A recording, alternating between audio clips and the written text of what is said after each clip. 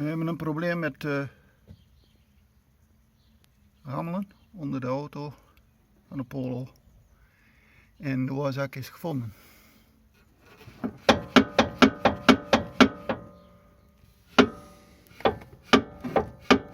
De rubbers zijn zo kapot als me kan.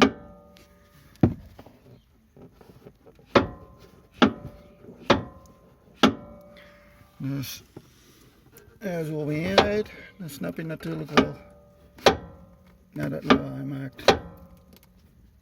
Dus die moeten vervangen worden.